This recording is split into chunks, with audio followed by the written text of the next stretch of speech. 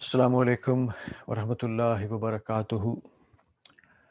Islamic or Sharia law. This is session number 60.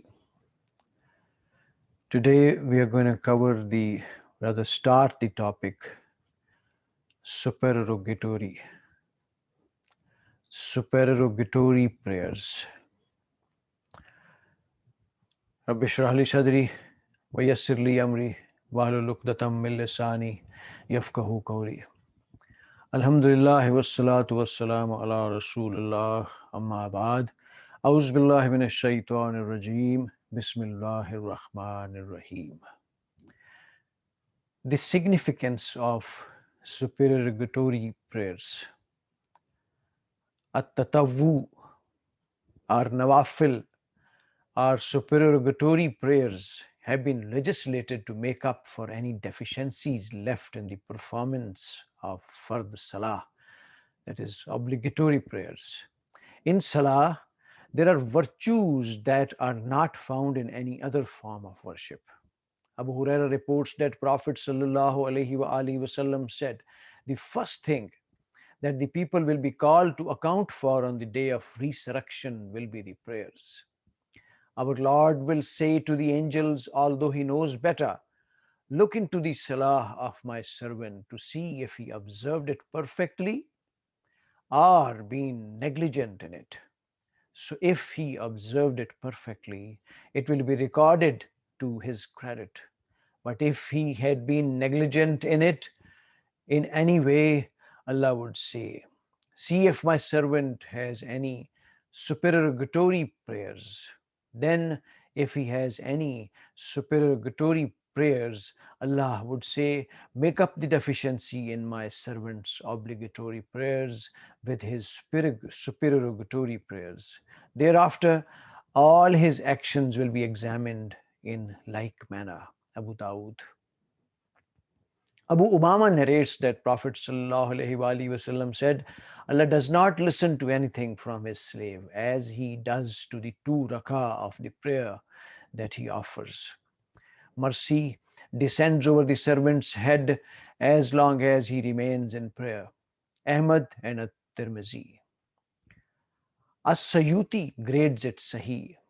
In Al-Muwatta, Malik says, it has reached me that the Prophet said, try to keep to the straight path, although you won't be able to do so completely, and know that the best of your deeds is the salah. And only a true believer preserves his wudu. Muslim records from Rabi'a ibn Malik al-Aslami that the Prophet ﷺ said, ask anything. Rabi'a said, I ask of you to be your companion in paradise. The Prophet said, or anything else? Rabi'a said, that is it. The Prophet ﷺ said to him, then help me by making many prostrations. That is, supererogatory prayers. Offering supererogatory prayers in one's house. Ahmad and Muslim relate from Jabir that the Messenger of Allah said, if one of you offers his prayers in the mosque, then he should make a portion of his prayer in his house, as Allah has made his prayers in his house a means of betterment for him. Ahmad records from Umar that the Messenger of Allah said, the nawafil, salah of a man in his house are a light. Whoever wishes should lighten his house. Abdullah ibn Umar reports that Prophet ﷺ said, make some of your prayers in your houses and do not turn your houses into graves. This statement is related by Ahmad and Abu Dawud. Abu Dawud records from Zayn ibn Thabit on sound authority that the Messenger of Allah said, a person's salah in his house is better than his salah in my mosque, except for the fard salah. These hadiths prove that it is preferred to say one's nawafil prayers in one's house, since prayer in one's house are better than those that he performs in the mosque. An-Nawawi says the Prophet ﷺ encouraged one to offer nawafil in one's house, because then the prayers are more private and will have less of a chance of being done for show and will be free from defects that vitiate good deeds. Furthermore, it will be a blessing for the house, as mercy and angels will descend on it while Satan flees from it. Supererogatory prayers, their elongation. It is preferred to prolong the recitation by making many rakats. The group, except for Abu Dawood, reports that Al Mughira ibn Shubha said the Prophet ﷺ would stand and pray until his feet or shanks swelled. When he was asked about it, he said, "Should I not be a thankful slave?" Abu Dawud records from Abdullah ibn Hibshi al-Qathami that the Prophet ﷺ was asked, "What is the best deed?" He said, "Prolong the qiyam, standing in the prayer." Then it was asked, "What is the best charity?" He replied, "The sacrifice made by one who has little to give." Then it was asked, "What is the best migration?" He responded, "The migration for what Allah has forbidden." Then it was asked, "What is the best jihad?" He replied, "Whoever strives against the polytheists with his wealth and soul." They asked, "What is the most honorable death?" He answered, "He whose blood is spilled and whose horse is wounded." It is allowed to make supererogatory prayers while in julus, sitting. It is acceptable for one to make nawafil while sitting, even though he has the ability to stand. It is also acceptable for one to make part of such prayers sitting and part of them standing, even if all of that is in one's rakah. That is, one sits for the part of the first rakah and then stands for the rest of it, or vice versa. All of that is acceptable without any dislike for it.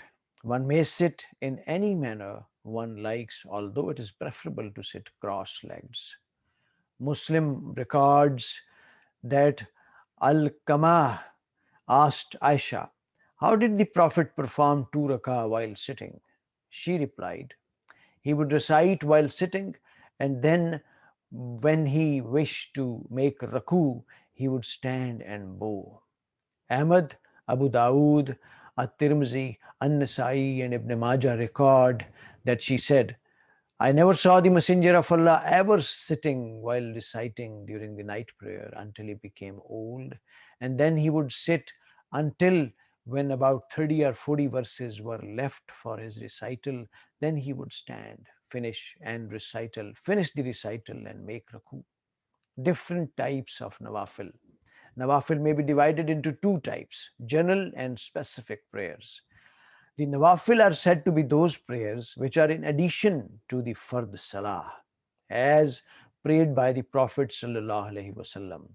An-Nawawi says, if one decides to make nawafil prayers and he does not make any intention concerning the number of rak'ah he shall make, then he may end the prayer after one rak'ah, or make it two rak'ah, or increase to three, or 100, or 1000, or so forth. If he prays a number of rak'ah without knowing how many and then ends the prayer, his salah will be valid. There is no difference of opinion on this. The Shafi'ah are in agreement with it, and there is a text attributed to Ash-Shafi on this point. Al-Bahaki records with a chain of narrators that Abu Zar prayed many rakahs and then concluded his salah. Al-Ahnaf ibn Qais asked him, "Do you know if you finished on an odd or an even number?" He replied, "Even if I do not know, Allah knows. I heard my friend Abu al-Qasim says, no slave makes a sajda to Allah without Allah raising him a degree and wiping out one of his sins due to it." This is related by Ad-Darimi in his Musnad with a Sahih chain, but it should be noted that there is a difference of opinion over the integrity of one of his narrators. The specific nawafil prayer are referred to as al-sunan al-ratiba are sunnah prayer that have specific order, number, and so on. These include the sunnah prayers of Fajr, Zuhr, Asr, Maghrib, and Isha. The two rakat of Fajr.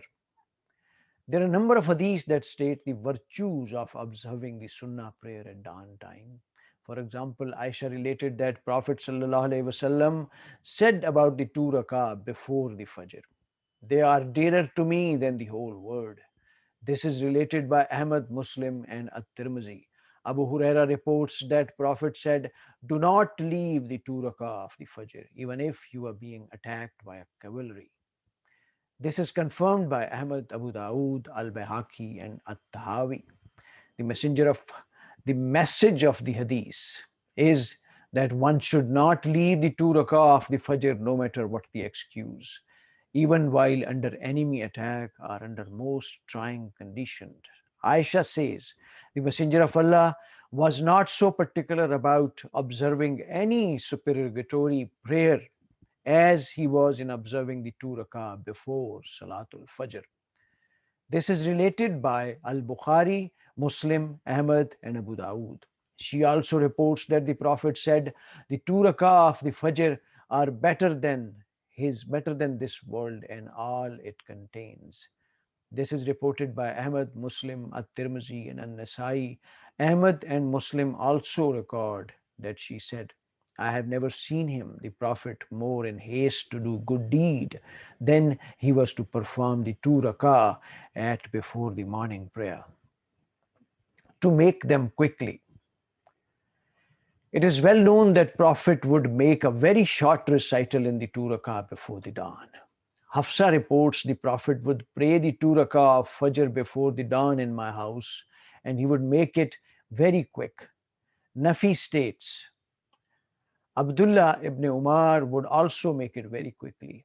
This is related by Ahmad, Al-Bukhari, and Muslim. Aisha narrates the Prophet would pray the two rakah before the dawn prayer in my house so quickly that I wondered if he had recited the Fatiha in them or not. This is related by Ahmad and others. She also said, when the Prophet prayed the two rakah before the dawn prayer, I estimated the time that he took in recital was like what it takes to recite Al-Fatiha. This is related by Ahmad, An-Nasai, Al-Bahaki, Malik, and At-Tahawi. It is preferred to recite what has been related from the Prophet ﷺ. Aisha reports that the Prophet would silently recite the following in the two rakah before Salatul Fajr. Say, O disbelievers, and say, He is Allah the One. This is related by Ahmad and At-Tahawi.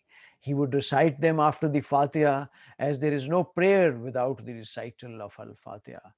As we have already discussed, she also reports that Prophet said, these are the two most blessed surahs. He would recite them in the two rakat before Salatul Fajr. This is related by Ahmad and Ibn Majah. Jabir relates that a man stood to pray the two rakah before the dawn prayer and recited, "Say, O disbelievers," in the first rakah until he finished the surah. The Prophet said, "That slave knows his Lord." In the second rakah, he recited, "Say, He is Allah, the One," to the end of the surah. The Prophet said, "That slave of the Allah believes in his Lord." Talha said, "I love to recite these two surahs in these two rakats." This is related by Ibn Hayyan and At-Tabarani. Ibn Abbas reports that the Prophet ﷺ would recite the following in the two rakat before the dawn prayer. Say, we believe in Allah and what has been revealed to us, and from Surah Al Imran, come to common terms as between us and you. This is related by the Muslim. First rakah of Fajr. In the first rakah after Al-Fatiha, he would recite the verse, "Say we believe in Allah," and the revelation given to us and what was revealed to Abraham, Ismail, Isaac, Jacob, and the tribes, and in what was given to Moses and Jesus. Sorry. And what was given to the prophets from their Lord, and we do not differentiate between any of them, and we are Muslims. Second rakah of Fajr. In the second rakah, he would recite, "Say, O people of the book, come to a statement that is common between us and you, that we shall not worship any slave, that we shall not worship any save Allah, and we shall not associate any partner with him, and we shall not take others as lords beside Allah. And if they turn away, then say, Bear witness that we are they who have surrendered unto him."